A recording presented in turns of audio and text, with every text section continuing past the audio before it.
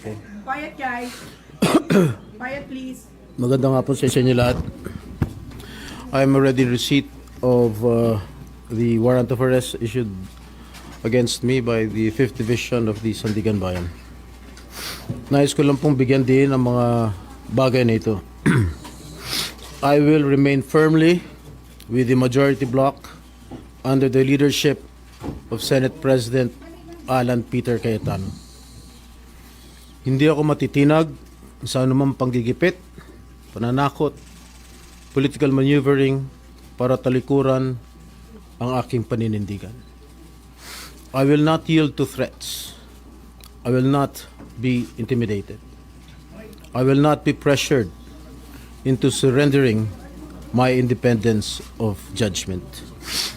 I am giving instructions to the Senate Secretary to put on hold my salary. Personal kong pasya ito upang ipakita sa sambayan ng Pilipino na wala akong intensyon makinabang sa pondo ng bayan habang nililinis ko ang aking pangalan. At higit sa lahat, hindi ako papasailalim ng kustodya ng Senado. I will not seek Senate custody. Hindi ko gagamitin ang Senado bilang panangga laban sa mga aligasyon sa akin. Nakahanda akong ipagtanggol ang aking sarili sa hukuman at hindi ako magtatago sa likod ng institusyong ito upang umiwas sa proseso.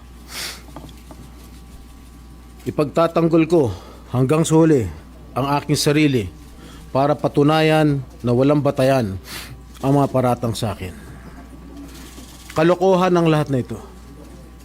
Mismo ang Senate Legislative Budget Research and Monitoring Office o LBRMO ang nagsabi sa Ombudsman na wala silang anuman dokumento o record na nagpapakita na ako ay nagpasok ng anuman insertion sa 2025 national budget.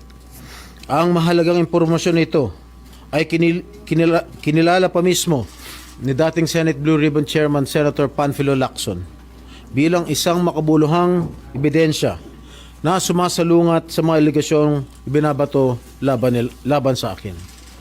So how can the Office of the Ombudsman file a plunder case against me when I am not even alleged to be part of or the mastermind of the supposed scheme? Wala po akong kinalaman dyan. Ngayon ko lang po isa sa publiko ito.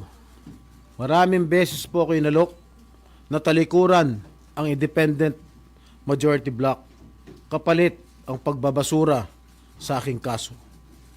Ngunit, hindi ko po ito tinanggap. Mas nanaig ang paninindigan ko na ako'y manatili sa hanay ng mga kasamahan ko sa independent majority bloc. I stand my ground. Ngayon kung tatanungin niyo kung sino sila, abangan ninyo ang susunod na kabanata. I stand my ground because what is at stake here goes far beyond my personal circumstances. What is at stake here is the independence of the Senate. This institution must never become vulnerable to external pressure. It must remain free from political coercion, free from undue influence, and free from any scheme designed to weaken its constitutional role as a co-equal and independent branch of government. If this is the price I must pay for the decisions I have made and the principles I have chosen to uphold, then I am prepared to face the consequences, however difficult they may be, especially for my family. I will not be broken by accusations, nor will I yield to political pressure. I will meet these charges head on, defend my honor through due process, and place my faith in the truth. I will be proceeding now to the CIDG to voluntarily surrender myself. Maraming salamat po. Okay na? No more question, guys. At yan, pupunta na sila sa CIDG. Buksan lang po yung pinto.